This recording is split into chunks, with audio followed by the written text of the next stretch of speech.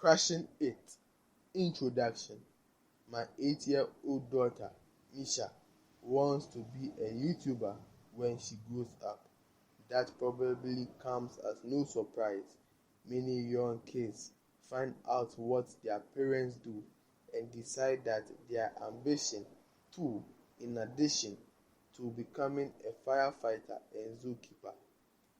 My daughter sees me using online platforms to talk to people and build businesses, and she knows how much I love it.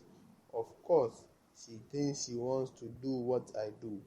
What might be more interesting is that if you ask other school-age children what they want to be when they grow up, many will reply that they too want to be YouTubers. Personal branding may not be an elementary school career day staple yet, but kids today know that making videos on YouTube, posting on Instagram, tweeting 280 characters, and snapping on Snapchat is a valid career path, and that for some it can even bring fame and fortune. They dream of creating a popular online presence the way kids used to dream of becoming Hollywood stars.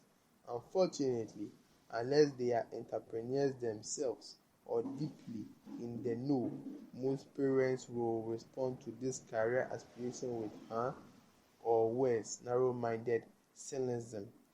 That's not a real job. Even the few who smile uncomprehendingly and offer a mad, great honey, go for it, will likely secretly shake their heads at the sweet naivety of youth. It's so frustrating to me. Obviously, the first answers suck any way you look at them, but all of these responses reveal a total lack of understanding about what kind of world we live in. It's the kind where an 11-year-old kid and his dad can become millionaires by creating a YouTube channel where they share online videos of themselves cutting things in half. I knew this was the way things were going to go for someone like me with a tendency to make over-the-top pronouncements.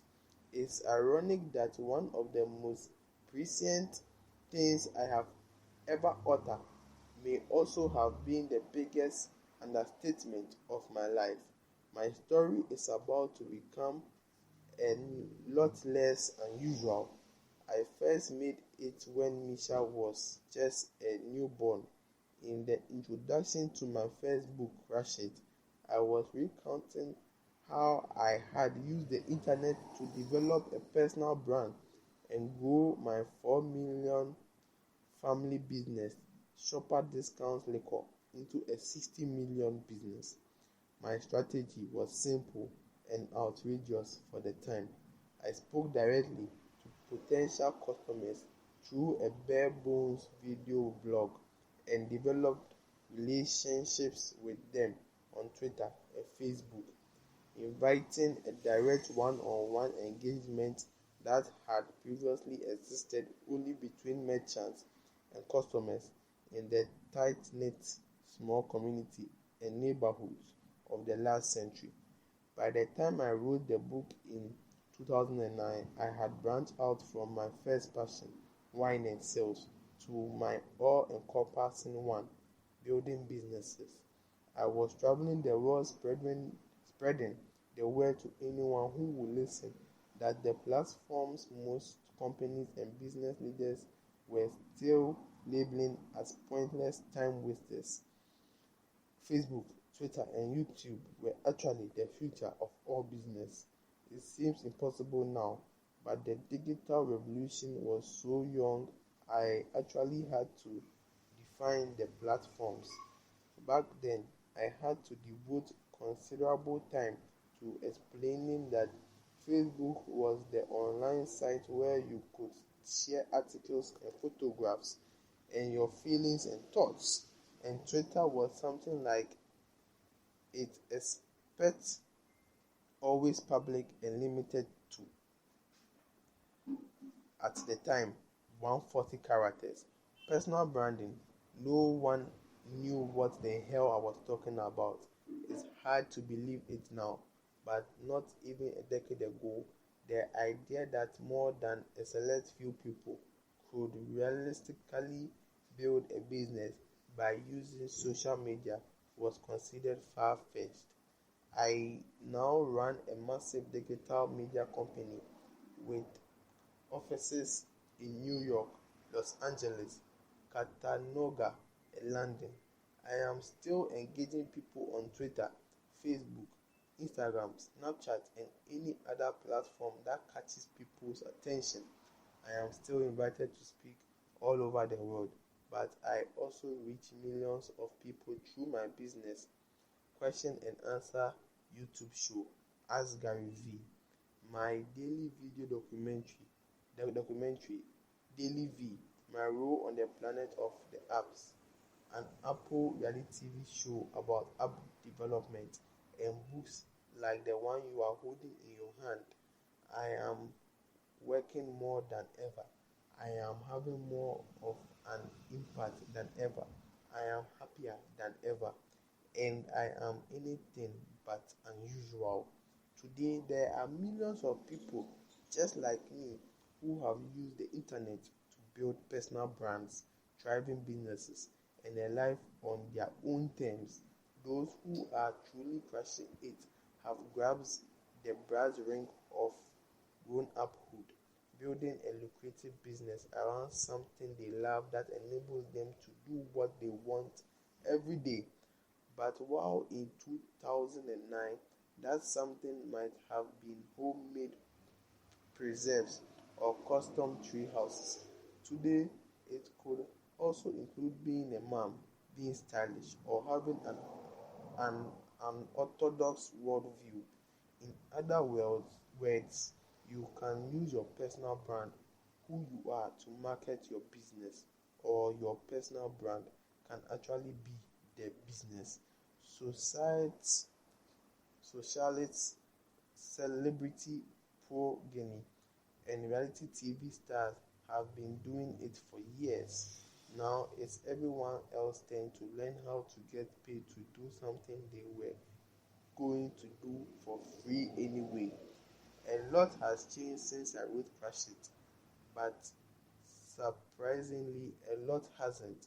Anyone who follows me regularly knows she can fast forward through the first 10 minutes of my keynote speeches because I am just going to repeat the fact of my life and my opinion of the world in pretty much the exact same way that I have been for almost a decade. Once those 10 minutes are up, though, you never know. And that's what I am going to share in this book. The part of the keynote that changes every 6 to 9 months because that's how frequently the platform evolves. I want you to learn the most up-to-date information on how to best leverage internet platforms to create a powerful, lasting personal brand. The biggest difference between my first book and the one you are reading now is this. Mine isn't the only voice in this one. I want to introduce you to other entrepreneurs who have met with unbelievable success by following Crash It principles to build their personal brands. Some are internationally well known, some are still climbing their way up. All of them are absolutely loving life. Though each is unique, I suspect you will be relieved and thrilled to see that they are not that different from you. And how can I say that when I don't know you? Because the secret to their success and mine had nothing to do with where they came from, whom they knew, where they went to school, or what field they were in. Rather, it had everything to do with their appreciation for the platforms at their disposal and their willingness to do whatever it took to make these social media tools work to their utmost potential. And that, my friends, is something I can teach you to do too. What worked for me won't work for you, however, and vice versa. That's why self-awareness is so vital. You have to be true to yourself at all times. What I can offer you is a set of universal principles. We will dissect every current major platform so that all of you, from plumbers, your pillar should be Facebook, see page 209, to park rangers, yours is YouTube, see 191. You will know exactly which platform to use as your pillar content and how to use the other platforms to amplify your personal brands. We will dissect the social platforms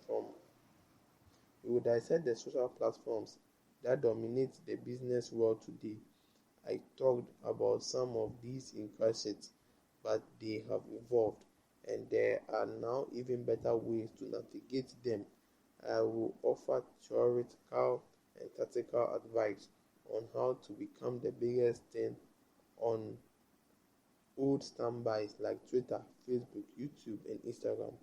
Younger apps start like Musically, audio-centric platforms like Spotify, SoundCloud, and iTunes, and newcomer Alexa skills.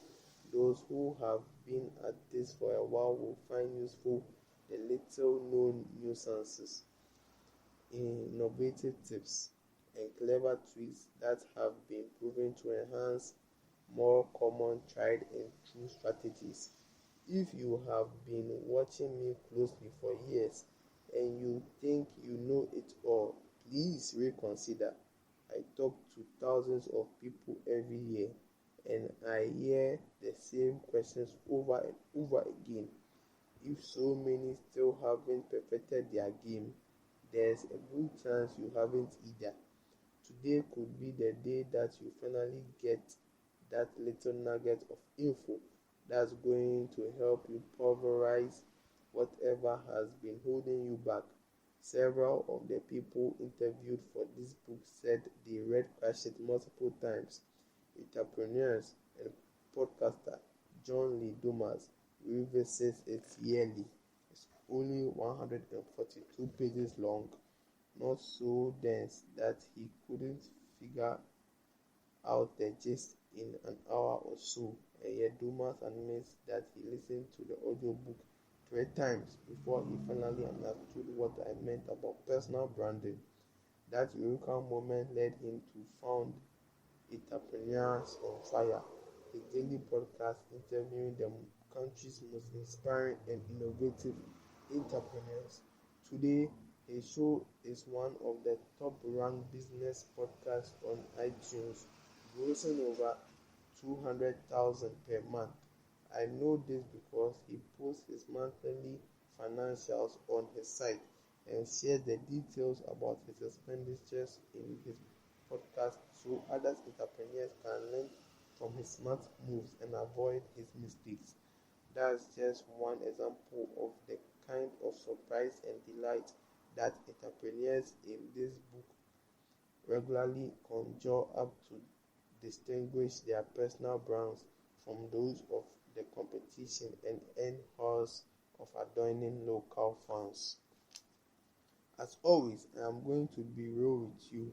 Even if you absorb every lesson and follow every piece of advice in these pages, most of you reading this book will not become millionaires. Do not stop reading. None of the people interviewed for this book knew they would become rich. They became rich because they were incredibly, ridiculously good at what they do and worked so goddamn hard no one else could keep up. Most started out with modest ambitions of earning enough to enjoy the good things in life, finding stability, supporting themselves and their families, and living on their own terms. Achieve that kind of wealth and you won't need riches. And who knows, maybe in the process of getting there, like John Lee Dumas and his co-host will discover that you do have the talent and marketing savvy to become a millionaire. There's only one way to find out. Either way, you win. It takes pressure and fire to turn a lump of unremarkable mental into a finely crafted work of art.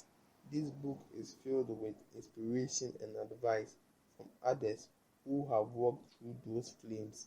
Let them guide you so you can see what you are capable of becoming.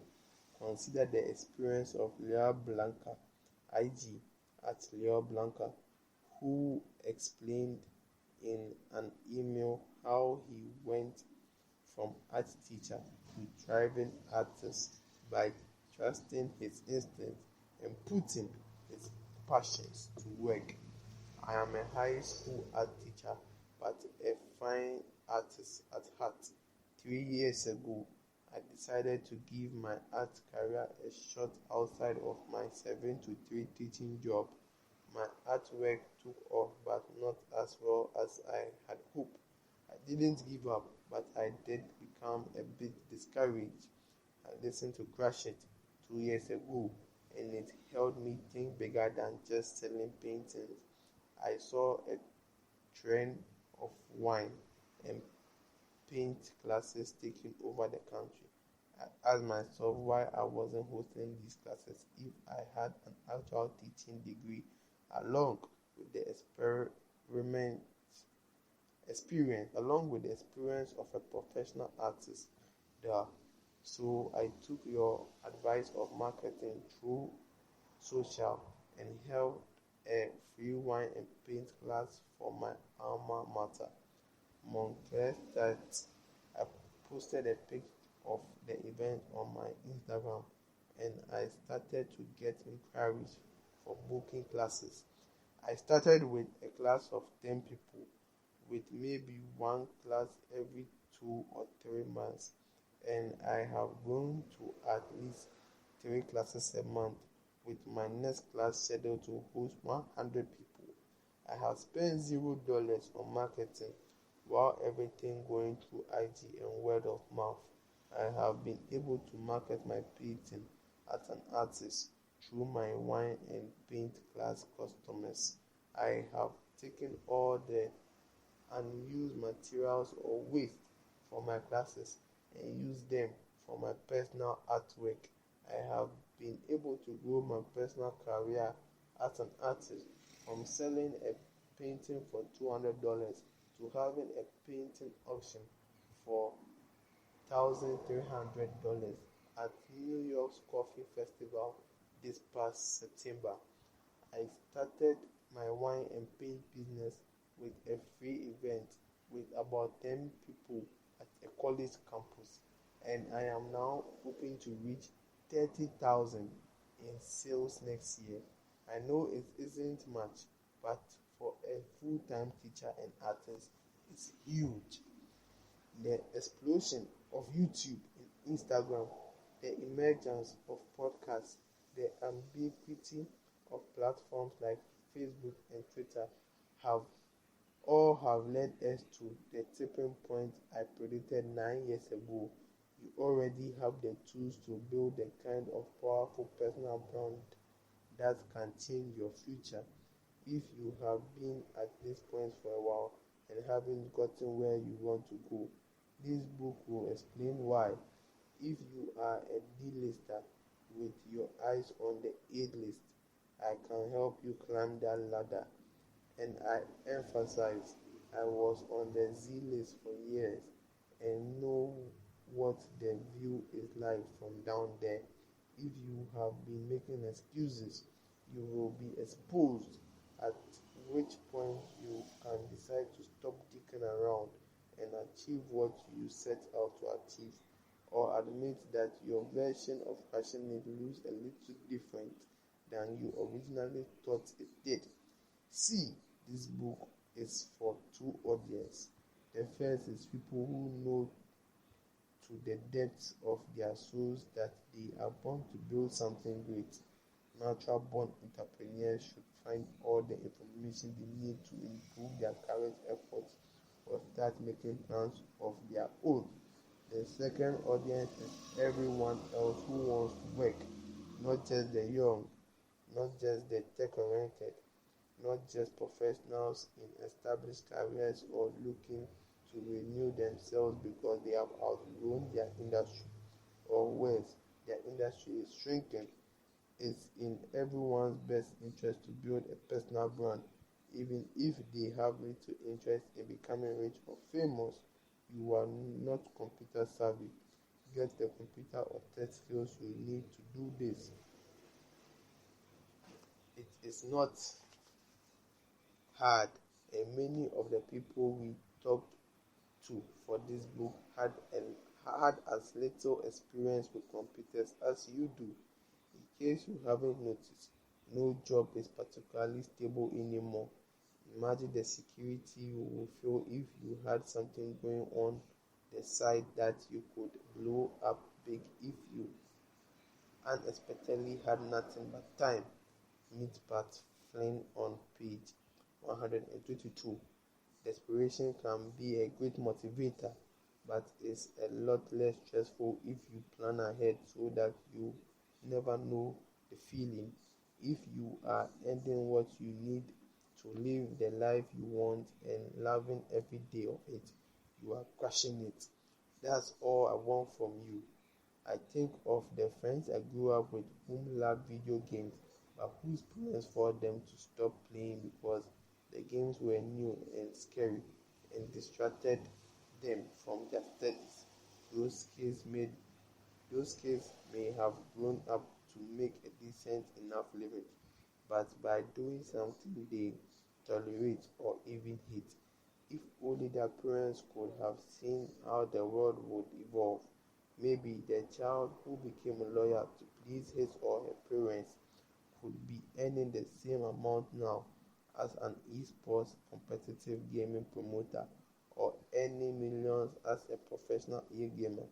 Either way, that lawyer would be infinitely happier. Parents are trying to get their children off Pokemon Go when augmented reality gaming is going to be used for generations. They think their daughters should make less slime and do more algebra. Slime may be a fad.